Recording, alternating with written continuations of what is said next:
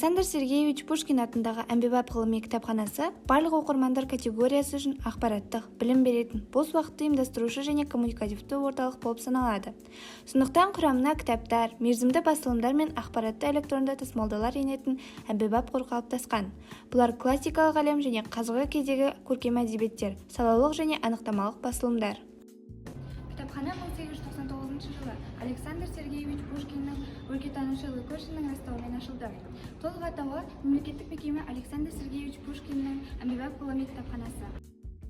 Кітапхананың бүгінгі таңдағы негізгі басымдылығы Қазақстанда басып шығарылған және Қазақстанның тарихы, табиғаты, географиясы, сондай-ақ өндірісте, экономикадағы, қоғамы мен мәдениеттегі жетістіктері жайлы ақпараттар жинау болып табылады. Негізгі қорды сақтау бөлімінде кітапхананың құнды және сирек кездесетін басылымдар, кітапханаға ерте кезде келіп түскен барлық басылымдардың жалғыз данасы, 30 жыл бұрынғы журналдар мен газеттер қоры жинақталған.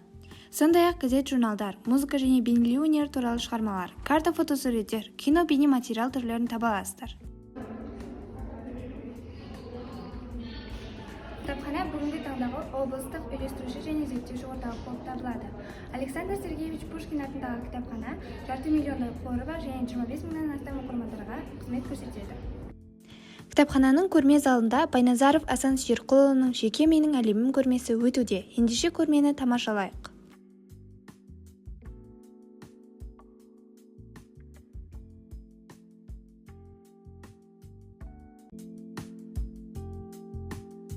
Кітап алтын сандық, іші толған қазына бұт, оқы-оқы, ойыңа тұт демекші, мен сіздерді кітап оқуға шақырамын.